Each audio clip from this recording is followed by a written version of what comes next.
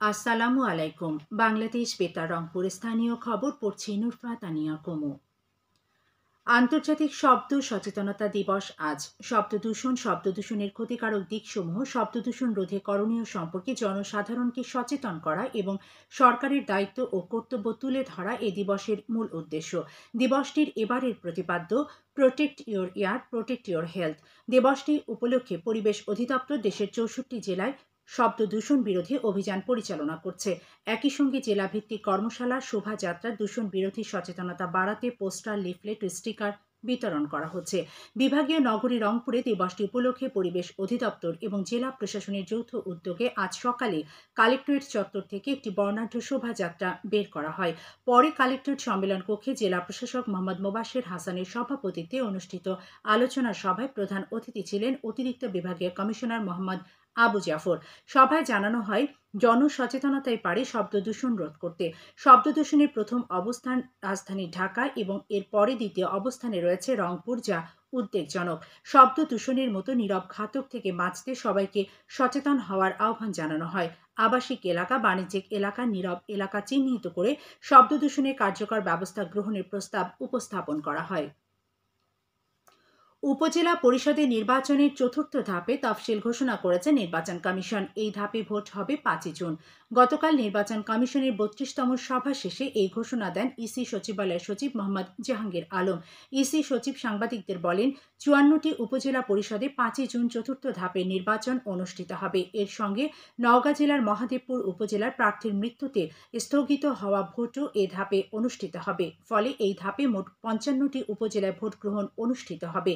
এদিকে আসন্ন 6ষ্ঠ উপজেলা পরিষদ নির্বাচনের প্রথম ধাপে ভোটে অংশগ্রহণকারী প্রতিদ্বন্দ্বী প্রার্থীদের মধ্যে গতকাল প্রতীক বরাদ্দ করা হয়েছে। প্রতীক পাওয়ার পর থেকেই তারা নেমেছেন ভোটের প্রচারাভিযানে। প্রার্থীরা পোস্টার সাঁটানো ও মাইকে ভোট প্রার্থনা শুরু করেছেন। উল্লেখ্য, আগামী 8 মে দেশে প্রথম ধাপে 150টি উপজেলায় ভোট গ্রহণ অনুষ্ঠিত হবে। দেশে মাঝারি থেকে তীব্র তাপদাহ বিরাজ করছে।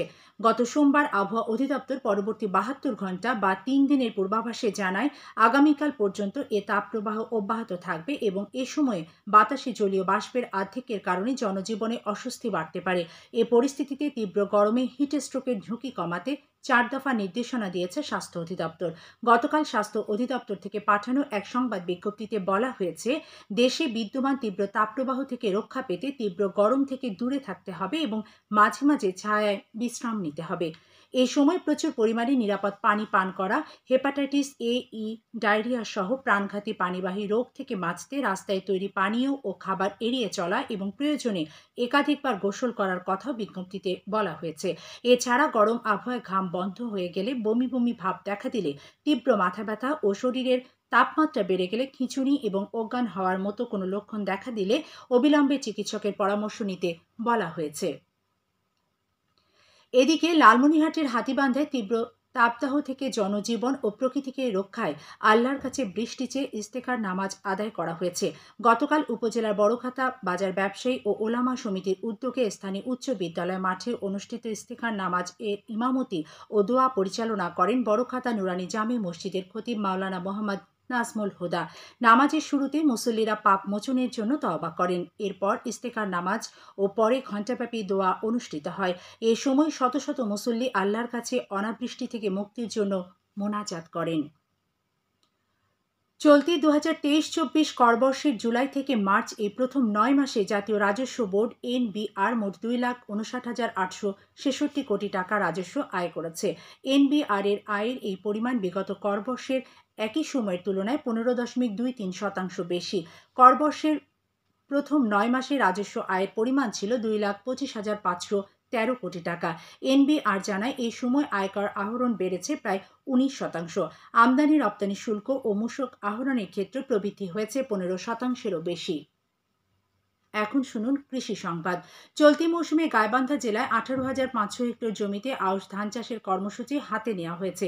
এর মধ্যে 18,030 হেক্টরে উচ্চ ফলনশীল এবং 470 হেক্টরে হাইব্রিড জাতীয় ধান চাষ করা হচ্ছে।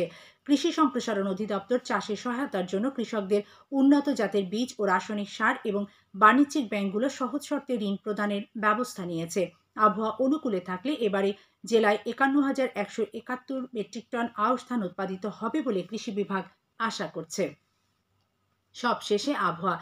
আজ সন্ধ্যে ৬টা পর্যন্ত পূর্বাভাসে বলা হয়েছে দেশের অভ্যন্তরীণ নদী বন্দরগুলোর জন্য কোনো সতর্কবাণী নেই এবং কোনো সংকেতও দেখাতে হবে না।